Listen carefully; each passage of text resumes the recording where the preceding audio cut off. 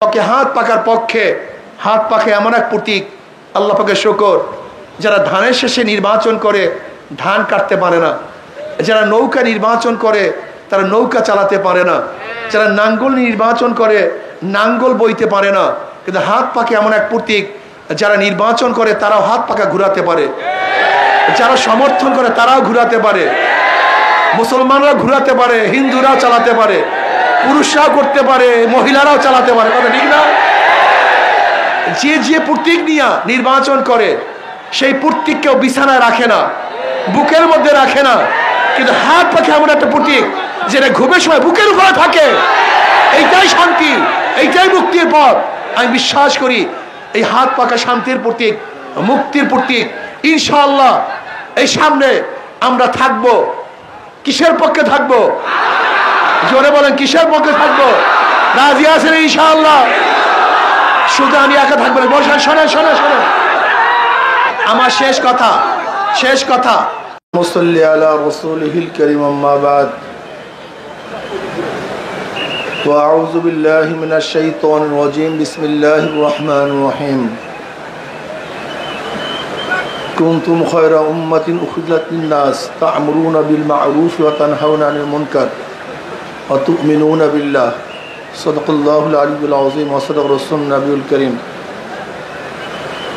সবাই দুরূদ শরীফ পড়ি। আল্লাহুম্মা সাল্লি আলা সাইয়্যিদিনা ওয়া নাবিয়িনা ওয়া শাফিঈনা ওয়া হাবিবিনা ওয়া মাওলানা মুহাম্মদ সাল্লাল্লাহু আলাইহি ওয়া আলা আলিহি ওয়া আসহাবিহি ওয়া বারাকা ওয়া সাল্লাম।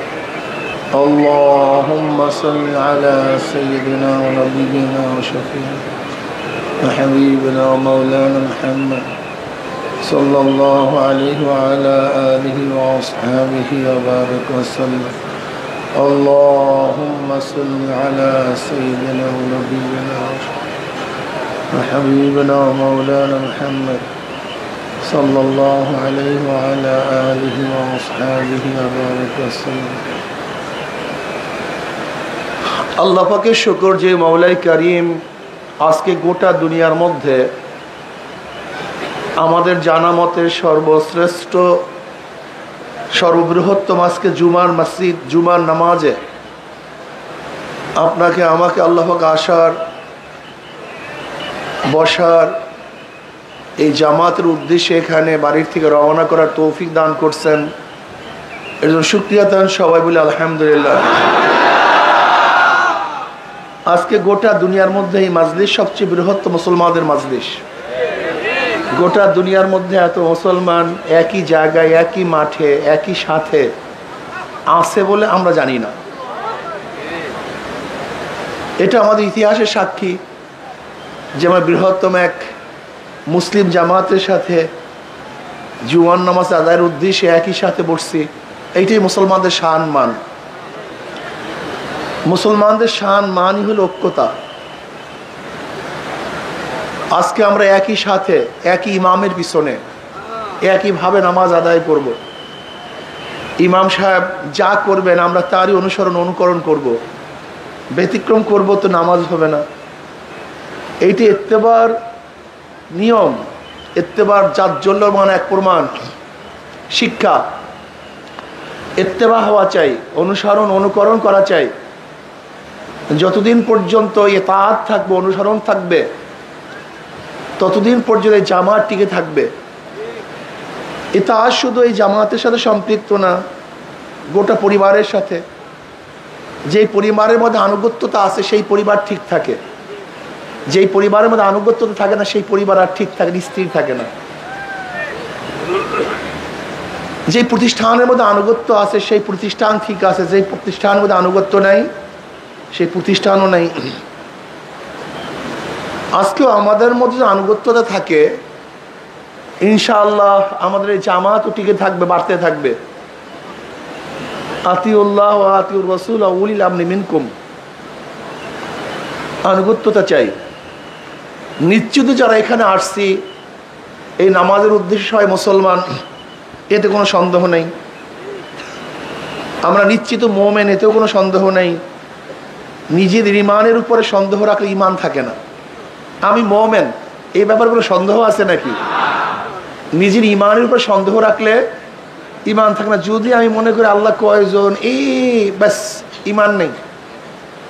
জান্নাত জাহান্নাম হবে কি হবে না, ইমান নেই। ফেরেশতা আছে কি নাই, ইমান নেই। আমার মিজান হিসাব বিকাশ হবে কি হবে না, যদি তারাদ্দুদের মধ্যে থাকেন, সন্দেহের মধ্যে থাকেন, মনে হয় আপনি ইমান নেই। ইমান তো একইদের নাম, বিশ্বাসের নাম। যেখানে সন্দেহ আছে সেখানে বিশ্বাস নেই, যেখানে বিশ্বাস আছে সেখানে সন্দেহ নেই। যদি আপনি সন্দেহ করেন সেখানে আপনার বিশ্বাস কোথায়? বিশ্বাস তো নেই। এর জন্য ইমানের ব্যাপারে খুব মারাত্মক সন্দেহ সঞ্চয় থাকতে পারবে না। আমি বিশ্বাস করি কোরআন আল্লাহ পাকের কিতাব, এর মধ্যে যাহা কিছু নাজেল হয়েছে সব আল্লাহর তরফ থেকে। এটা আমাদের জন্য বিধান, নিয়ম কানুন। হাদিস হলো ব্যাখ্যা। জনাব মুহাম্মদ রাসূলুল্লাহ সাল্লাল্লাহু আলাইহি ওয়াসাল্লাম ব্যাখ্যা দিয়েছেন এই আয়াতের উদ্দেশ্য কি, আয়াতের উদ্দেশ্য কি। এর জন্য আম্মাজান আয়েশা সিদ্দিকা রাদিয়াল্লাহু তাআলা আনহার কাছে প্রশ্ন করা হয়েছে যে নবী আলাইহিস সালাতু ওয়াস সালামের চরিত্র কি, আখলাক কি, আপনি বয়ান করেন। তিনি বললেন, তুমি কি কোরআন পড়ো নাই? বলছেন, পড়ছি তো। খুলুকুল কোরআন। নবী আলাইহিস সালাতু ওয়াস সালাম আখলাক হলো বাস্তব কোরআন। কি কোরআন? বাস্তব কোরআন। কোরআন হলো থিওরিক্যাল, আর নবী আলাইহিস সালাতু ওয়াস সালাম প্র্যাকটিক্যাল। কোরআনের মধ্যে নামাজের কথা আসছে, কিভাবে নামাজ পড়বেন, কিভাবে নামাজ আদায় করবেন, এর প্র্যাকটিক্যাল জনাব মুহাম্মদ রাসূলুল্লাহ সাল্লাল্লাহু আলাইহি ওয়াসাল্লাম কি বলছেন? সল্লু কামা রাআইতুমুনি উসাল্লি। বাস্তব প্র্যাকটিক্যাল। নবী আলাইহিস সালাতু ওয়াস সালামের নামাজের সাথে যেই নামাজ মিলবে সেই নামাজ কাবিলে কবুল, কিন্তু যেই নামাজ নবী আলাইহিস সালাতু ওয়াস সালামের সাথে মিলবে না সেই নামাজ কাবিলে কবুল হবে না। এর জন্য হাদিসের মধ্যে নামাজের বিভিন্ন কায়দা আসছে, পদ্ধতি আসছে। এখানে মনে রাখতে হবে জনাব মুহাম্মদ রাসূলুল্লাহ সাল্লাল্লাহু আলাইহি ওয়াসাল্লামের শরিয়াত যতক্ষণ পর্যন্ত তিনি ছিলেন ততক্ষণ পর্যন্ত শরিয়াত এক ছিল না। পরিবর্তন হতে পারত। খুব ভালো মতো একটা জিনিস মাথার মধ্যে রাখবেন, তাহলে কোটি কোটি প্রশ্নের জবাব হয়ে যাবে। ঈমান সব সময় এক, অভিন্ন। কোনো সময় কোনো নবীর কালে কোনো জমানাতে ঈমানের মধ্যে কোনো পার্থক্য ছিল না, না আসমানে না জমিনে। কারণ নবীর জমানায় বা কোনো সাহাবীদের জমানায় সবার ঈমান এক, অভিন্ন।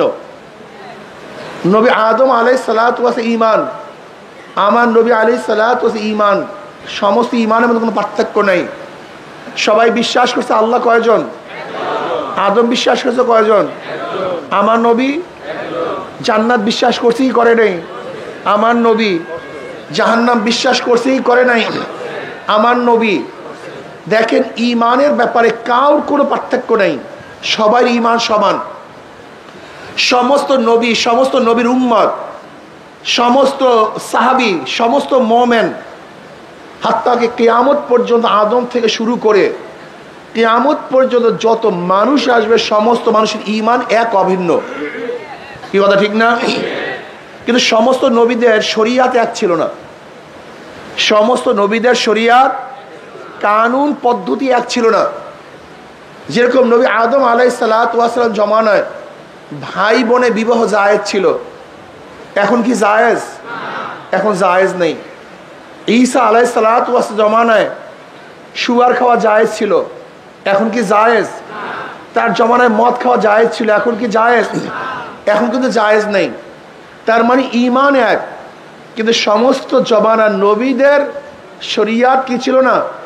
এক ছিল, পরিবর্তন ছিল। কথা ঠিক না?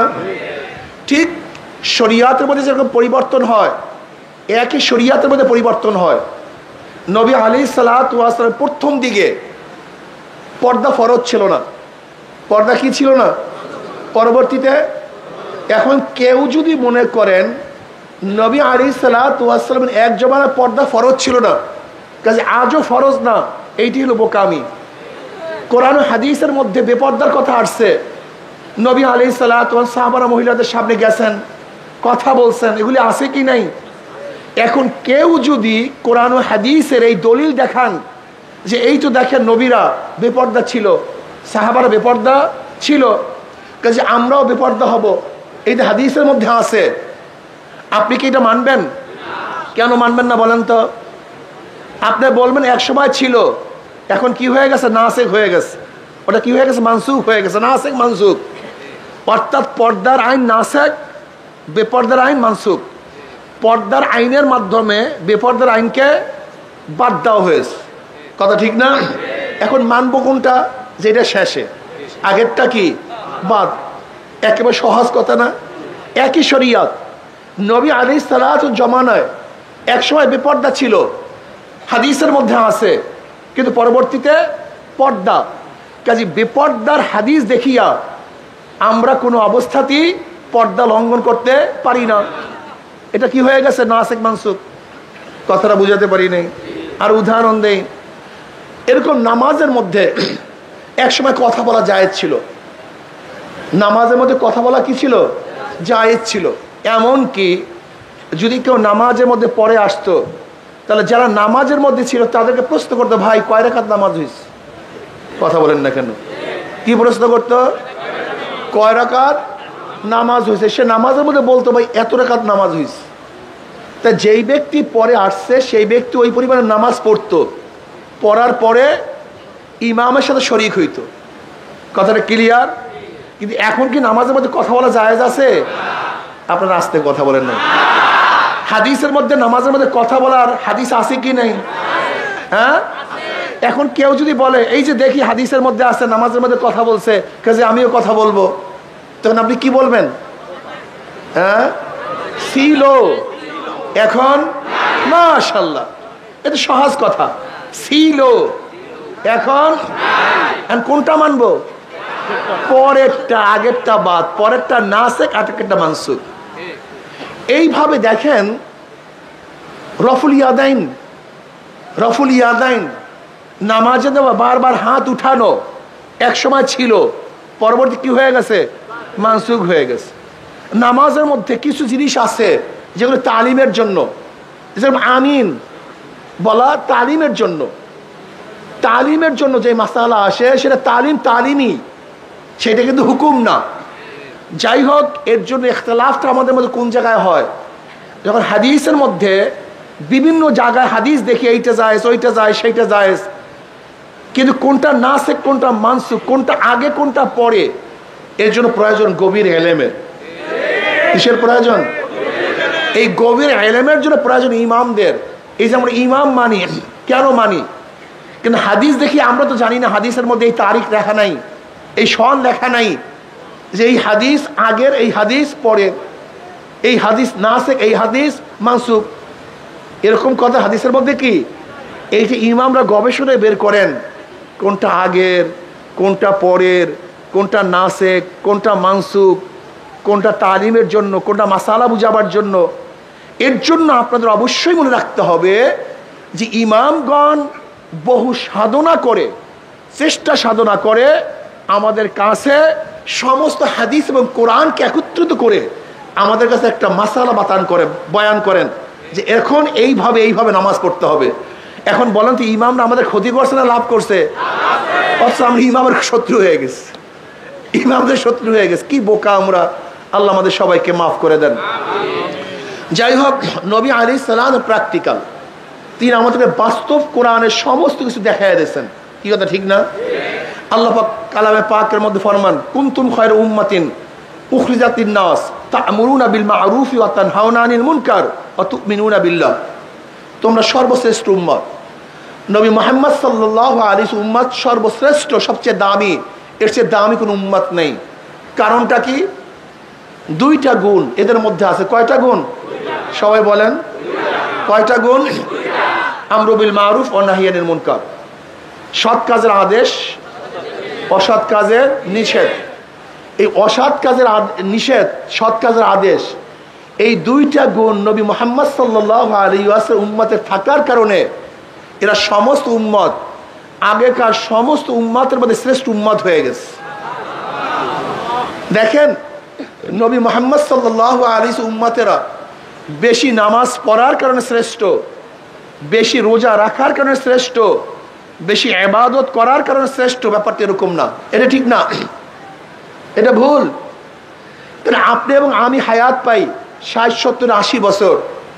আগেকার জমানার উম্মতরা হায়াত পাইতেন 1000 বছর। আপনি আমি দুর্বল, সারা রাত্র ইবাদত করতে পারি না।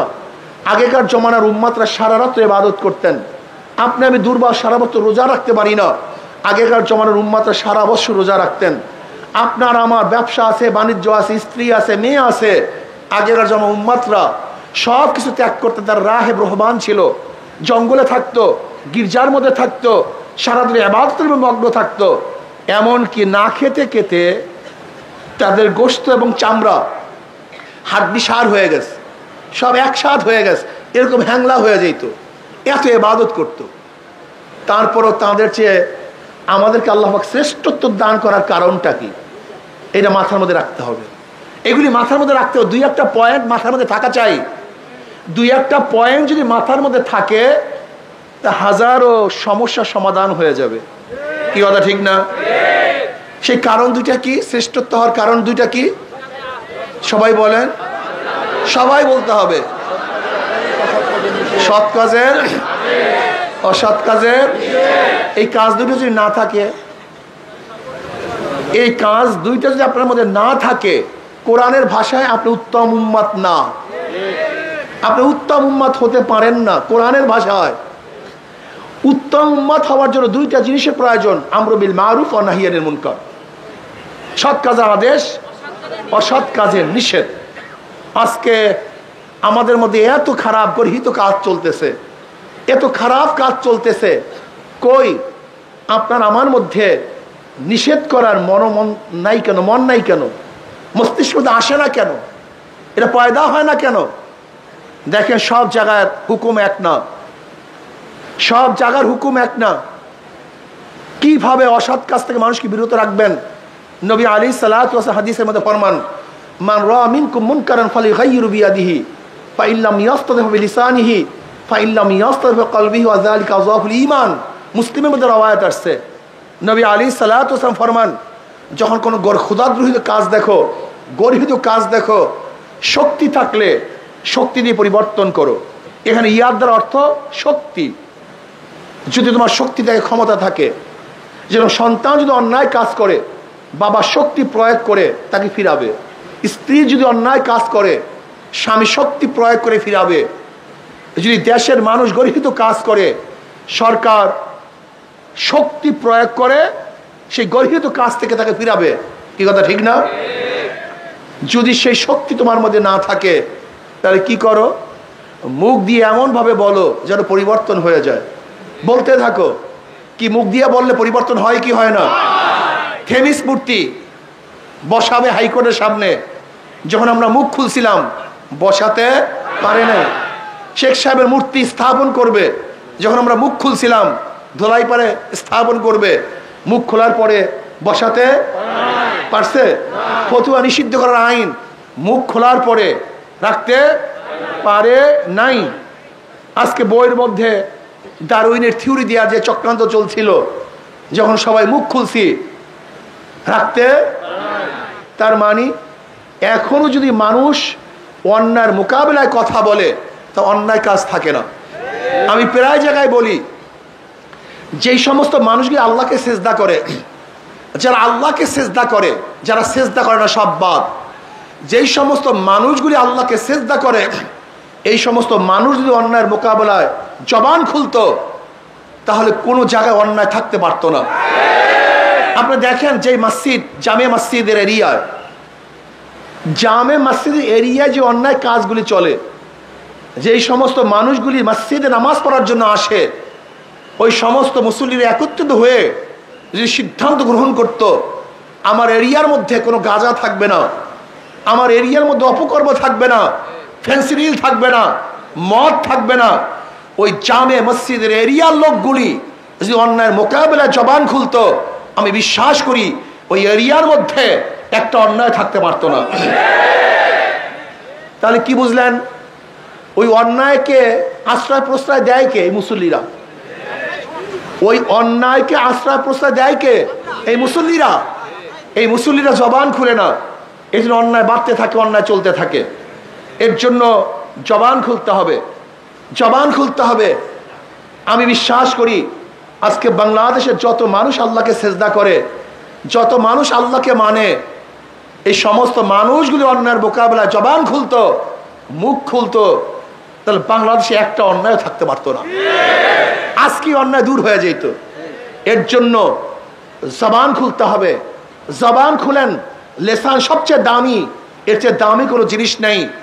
একটা মানুষকে কথা বলতে বলতে দেখবেন মানুষটা খারাপ কাজ থেকে ফিরে আসবে ইনশাআল্লাহ। জবান খুলবেন।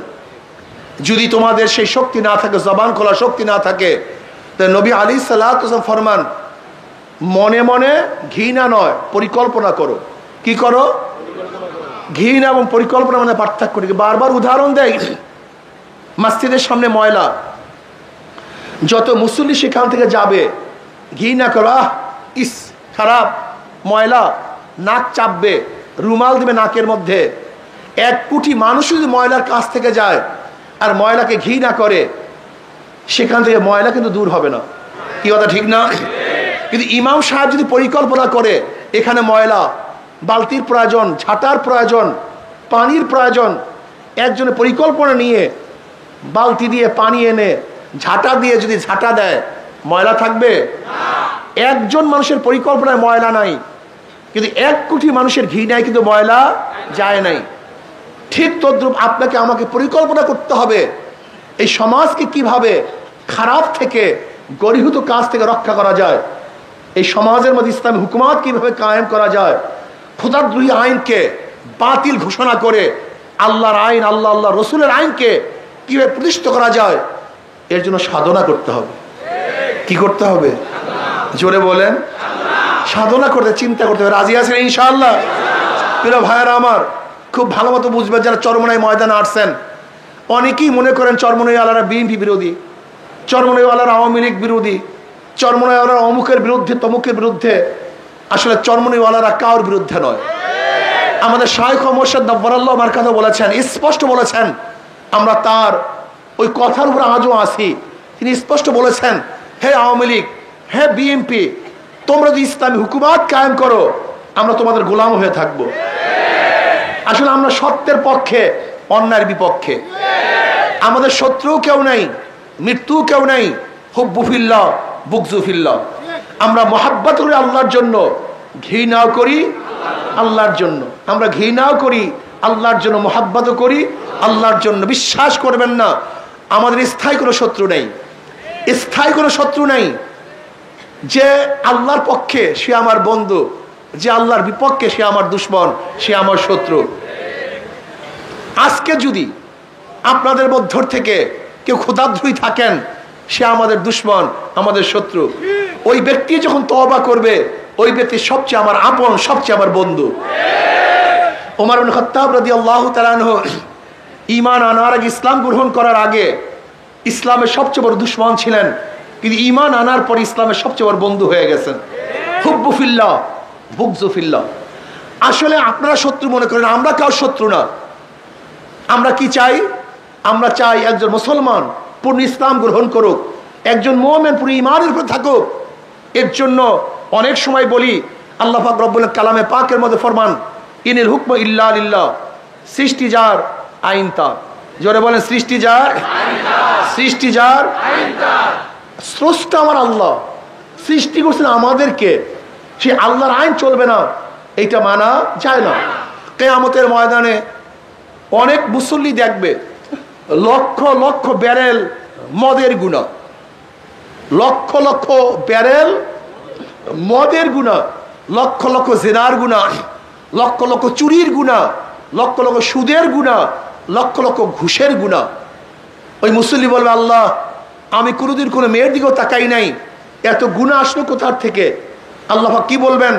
আল্লাহ পাক বলবেন, দেখো খুব ভালো মতো বুঝো, আমি জানি তুমি মদ পান করো নাই, লেকিন যাদেরকে ভোট দিয়ে মদের আইন পাশ করছো, তোমার ভোট ব্যতীত মদের আইন পাশ করতে পারতো না, ওই সমস্ত গুনাহ তোমার আমলনামায় লিখে দিস। আপনি কি ভাবছেন আমাদের দেশে মদের আইন বৈধ? এই মদের আইন বৈধ কি করছে? সংসদ করছে। আর সংসদের সংসদ সদস্য কি পাঠাইছে? জোরে বলেন, এই জনগণ পাঠাইছে। খুব ভালো মতো বোঝার চেষ্টা করবেন। যেরকম ধরে নেন, আল্লাহ না করুক, এইটা একটা সংসদ ভবন, এই গোটা চরমোনাই ময়দানের সংসদ, এখানে সংসদ চলতেছে। আমি স্পিকার সাহেব বিল উত্থাপন করলাম। কি বিল উত্থাপন করলাম? যে আল্লাহ বলতে কেউ নাই। আপনারা কারা কারা মানেন?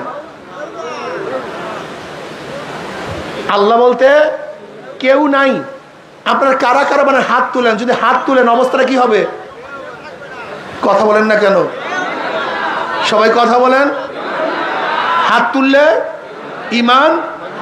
তাহলে হাত তোলাটা কি মনে করছেন? এই হাত তোলাটা কি মনে করছেন? ইমান থাকতেও পারে। জোরে বলেন না কেন? এই হাত তোলা যেমন তেমন বিষয় না, এটা মারাত্মক বিষয়। এখন ধরেন সংসদে আজকে উত্থাপন হয়েছে মদ জায়েজ, আল্লাহ পাক হারাম করেছেন, কিন্তু সংসদ কি উত্থাপন করছে মদ? কারা কারা রাজি? হাত তুলেন। যদি হাত তুলেন, আপনি আল্লাহর বিরুদ্ধে আইন পাশ করছেন। বুঝাতে পারিনি। তা আপনি কি ভাবছেন হাত তোলাটাকে? আপনি হাত তোলার কি ভাবছেন? হা বিজয় হয়েছে, হা বিজয় হয়েছে, হা বিজয় হয়েছে, মদের আইন পাশ হয়েছে, মদের আইন পাশ হয়েছে। মুসল্লিরা খুব ভালো মতো বুঝবেন, শত্রু মনে করবেন না, বন্ধু মনে করিয়েন। শত্রু মনে করে কিছু নাই। যখন সংসদের মধ্যে মদের আইন উপস্থাপন হয়েছে, মদের আইন উপস্থাপন হয়েছে, আর আপনি যখন হাত তুলছেন, তখন অবস্থাটা কি হয়েছে? মদের আইন পাশ হয়ে গেছে, মদের আইন জায়েজ হয়ে গেছে। এই মদের আইন যারা জায়েজ করছেন, যাদের ভোটের মাধ্যমে জায়েজ হয়েছে, কিয়ামতের ময়দানে সমস্ত মদের গুনাহ ওদের আমলনামায় লেখা হবে। এবার দেন ভোট, যা মনে চাই তাই করেন। অনেক মুসল্লি দেখবে লক্ষ লক্ষ জেনার গুনাহ। আল্লাহ, আমি কোনোদিন মেয়েদিকে তাকাই নাই। আল্লাহ বলবেন, যাদেরকে ভোট দিয়ে জেনার আইন পাশ করছো, সমস্ত গুনাহ তোর আমলনামায় কপাল পোড়া। দেখবে লক্ষ লক্ষ চুরির গুনাহ। আল্লাহ, আমি তো চুরি করি নাই, ডাকাতি করি নাই, ঘুষ খাই নাই। আল্লাহ বলবেন, যাদেরকে ভোট দেওয়ার মাধ্যমে সুদের আইন পাশ করছো, ঘুষের ব্যবস্থা করছো, সমস্ত গুনাহ তোর আমলনামায়, তোর ভোট ব্যতীত এই সুদের আইন, এই ঘুষের আইন, এই চুরি ডাকাতি হইতো না, কাজে সব গুনাহ তোর আমলনামায়। এবার ভোট দেন, জবনের মতো দেন, ভালো মতো দেন। এই যে মাওলানা নিসার সাহেব, তার এলাকায় এরা ভোট চাওয়ার জন্য গেছে। এক হিন্দু ঠাকুর তাদেরকে দেখার পরে কি কি খাওয়াইছে? সেই সিঙ্গারা, ওই মিষ্টি, তার যে দোকান, অনেক কিছু খাওয়াইছে, অনেক আদর অভ্যর্থনা করছে। এবং ঠাকুর বলতেছে, তার পৈতা গলায় বলতেছে, আমি তো হাত পাকায় ভোট দেব। এরা আশ্চর্য হয়ে গেছে। বলে, আপনার হাত পাকায় ভোট দেবেন কেন? বলে, চরবরে হুজুরের বয়ান শুনতাম আমি। হুজুর বলছে তুমি যাকে ভোট দিছো, সে যে অন্যায় করবে তার দায় দায়িত্ব তোমার, এবং সে যে ন্যায় করবে তার সওয়াবের অংশী তোমার। কাজে আমি ভোট দিয়ে আমি যাকে নির্বাচিত করব, সে অন্যায় করবে, আর সেই দায়িত্ব আমাকে পালন করতে হবে, এরকম পাগল আমি না। এজন্য আজকে থেকে নিয়াত করছি, আমি আর কোনোদিন অন্যার পক্ষে যারা কাজ করে, যারা চোর ডাকাত যে দলের মধ্যে আছে, আমি তাদেরকে ভোট দেব না। আমি তখন থেকে নিয়াত করছি, হাত পাকায় ভোট দেব। এই হিন্দু ঠাকুরের কথা আল্লাহর কসম করে বললাম, এই যে সাক্ষী এখানে আছে, একজন দুইজন, এরকম বহুত। এর জন্য আমি প্রিয় ভাইদেরকে বলবো, হে আমার বাবারা, হে মুসলমান সন্তানেরা, চরমনাইতে আসছেন, ভোট মারাত্মক এক বিষয়। ভোট মানে সাক্ষী, ভোট মানে সহযোগিতা করা, ভোট মানে সমর্থন করা, ভোট মানে সাহায্য করা। ধরে নেন উপরে চুরি করার জন্য যাবেন, কিছু যুবক চুরি করবে, আপনি খেয়া দেন। এখন খেয়ালাকে বলছে, ভাই আমরা একটু চুরি করতে যাব, আর আপনার খেয়া ব্যতীত তো চুরি করতে পারবো না। এখন খেয়াল বলে আমি চরমনায় মরি, আমি তবলিগ করি, আমি মুসল্লি মানুষ, তোমরা চুরি করবা, তোমাদের ভাগের মধ্যে আমি নাই। কিন্তু যুবকরা যেহেতু ইচ্ছা করছো, আর আমার খেয়া ব্যতীত পারবা না, আসো একটা ধাক্কা দিয়ে দিই। খেয়ালা যদি চোরদেরকে একটা ধাক্কা দিয়ে দেয় আর চোরের চুরির ভাগই না হয়, তাহলে খেয়ালার দোষ আছে কি নাই? কেন আছে বলেন তো, জোরে বলেন। ওই ধাক্কা ব্যতীত চুরি করতে, কাজী ওই ধাক্কা চুরির যে অপরাধ, ওই ধাক্কারও একই অপরাধ। আপনারা ভোটের ধাক্কা দিয়া, এই ভোটের সমর্থন করিয়া, ভোটের ধাক্কা দিয়া যারা সংসদে লোক পাঠাইয়া ইসলামের বিরুদ্ধে আইন পাশ করান, আপনার ধাক্কা ব্যতীত ইসলামের বিরুদ্ধে আইন পাশ করতে পারতো না। কাজে যারা ধাক্কা দিয়ে সংসদে লোক পাঠাইছেন, সমস্ত দায় দায়িত্ব তাদেরকেই বহন করতে হবে। কাজে আল্লাহ আমাদের সবাইকে এই খেয়াল রাখার, হুঁশ রাখার তৌফিক দান করেন। ইনশাআল্লাহ আগামী নির্বাচনে ইসলামের পক্ষে হাত পাকার পক্ষে, হাত পাকে এমন এক প্রতীক, আল্লাহ পাকের শুকর, যারা ধানের শেষে নির্বাচন করে ধান কাটতে পারে না, যারা নৌকা নির্বাচন করে তারা নৌকা চালাতে পারে না, যারা নাঙ্গল নির্বাচন করে নাঙ্গল বইতে পারে না, কিন্তু হাত পাকে এমন এক প্রতীক, যারা নির্বাচন করে তারাও হাত পাকা ঘুরাতে পারে, যারা সমর্থন করে তারাও ঘুরাতে পারে, মুসলমানরা ঘুরাতে পারে, হিন্দুরাও চালাতে পারে, পুরুষরাও করতে পারে, মহিলারাও চালাতে পারে। কথা ঠিক না? যে যে প্রতীক নিয়ে নির্বাচন করে সেই প্রতীক কেউ বিছানায় রাখে না, বুকের মধ্যে রাখে না, কিন্তু হাত পাখে এমন একটা প্রতীক যেটা ঘুমের সময় বুকের উপরে থাকে। এইটাই শান্তি, এইটাই মুক্তির পথ।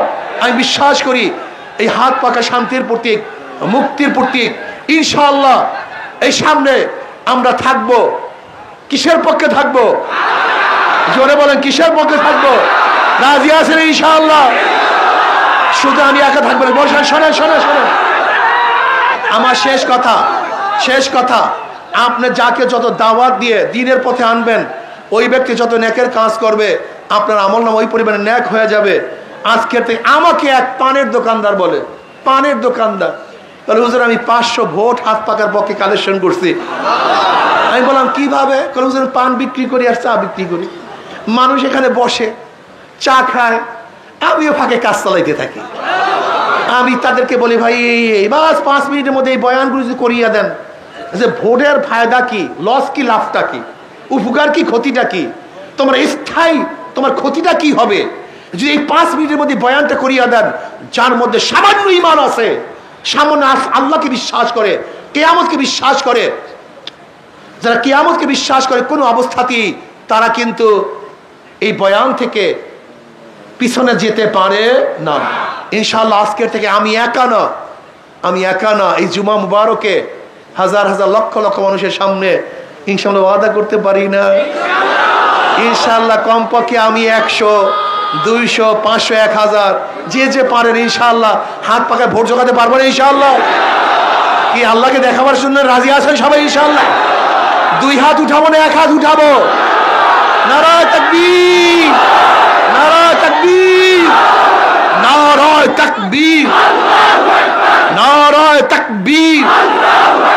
আমরা সবাই রাসূল সেনা, আমরা সবাই নবীর সেনা, আমরা সবাই রাসূল সেনা।